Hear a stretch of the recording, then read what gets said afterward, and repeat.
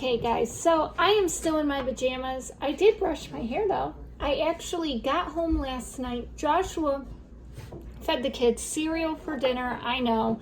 And then I got right in the shower, and I went to bed with my hair wet. And I have the kind of hair that when you go to bed with it wet, it looks like a hot mess, like a bird's nest. So when the girls went down, I just kind of brushed it and used the hot iron on it and just got it straight. But what I'm excited about is trying my oils on it.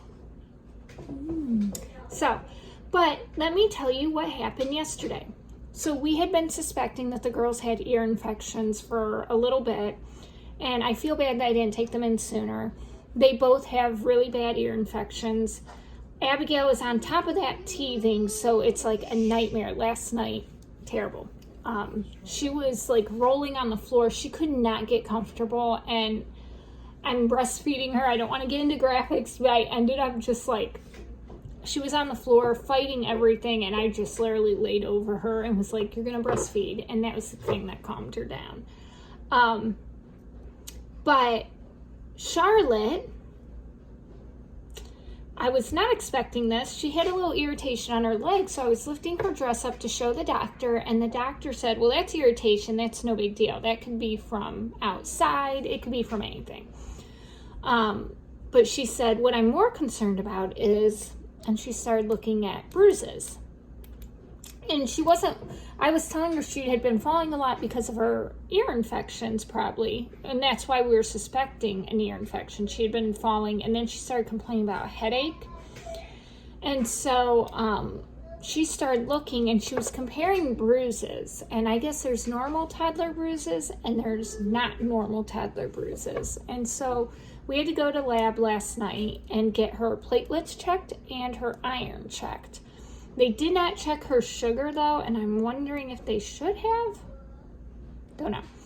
But just dealing with all of that was emotionally exhausting. Our appointment was at 4. I was not expecting that. I'm so frustrated because Charlotte's been on, it'll be 2 years in August, that she's just been on steroids. And you would be surprised how many medications she can take at one time when she's struggling with RSV or even just a cold. So we were just last night zapped. And we got home, it was 6 o'clock. We got the kids cereal. We put them in, all of the kids were in our bed. And I'm like, we're gonna watch TV. It was 6:30. I'm like, we're gonna be a family. I'm exhausted. We're all on edge. We're tired. That wasn't working. Abigail was not winding down. So Joshua took the 2 older kids, and I tried to breastfeed Abigail at 7 in our room, just snuggle her, breastfeed. That wasn't working. So we put her to bed at around 7:30ish. And she was screaming, and it was like a painful scream. And so a little before 8 o'clock, we laid Charlotte down and Metzger down for bed, and Abigail got up, and that's when she would not calm down. And so we called the doctor's office. We were like, oh my goodness. So it was almost 2 hours of her screaming like that. She actually didn't go to bed until, I think it was after 10:30. I went to bed, and Joshua was rocking her, and she was calm, but she wanted to be held real close to you. And so Joshua was like, go to sleep. You're falling asleep. I will sit up with her. He likes to watch TV and hold her anyway, so I'm like, fine. But while we had Abigail in our room, I put this on. Let me see. Can you guys see that? There's like a glare. Peace and calming. I put it in our diffusers. We only have one diffuser in our bedroom, and then I also used it today. And Abigail got up at 6, and she's been like tired but not real fussy, but we can tell she's exhausted. And so we're just getting into oils, so we gave her some Motrin because we still do medication. Remember, I'm a newbie, but I put some peace and calming. And she went down, and I didn't have a camera on her. I need to put one in our room because she naps in our room. She went down, she had her hands like this, and she was laying on the bed. and she just dozed off. She didn't fuss, she didn't scream, she breastfed beforehand, and then and I keep checking on her, and she's still in this. She has her mouth open. Just like that. So, that is, can you guys see that? Peace and calming. It's like you can't see it because of the glare. And then also, I wanted to show you a book that I'm reading. And I literally just started it today, and I only read like one paragraph. But it's Healing Oils of the Bible. And it has me thinking, and that's why I can't get very far, because every time I read a paragraph, I think. But it's really, really interesting.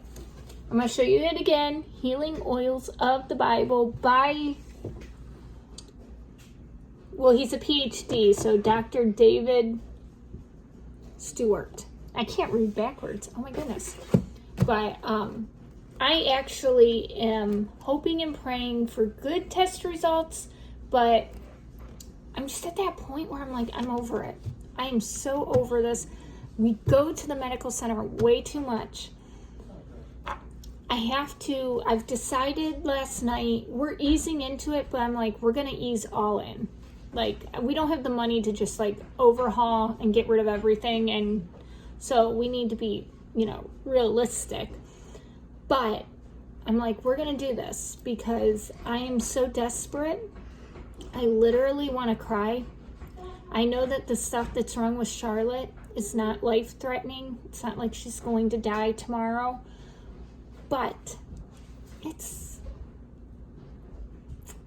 not fun to see your kids go through this. So, me as a mom, I am emotional and wanting a better future for them. And this is what I'm using with Abigail right now. Peace and calming. And then somebody else did a thing today, and she's doing it again tonight, but she was talking about teething, and I was commenting on her video. I was like, can you write this down?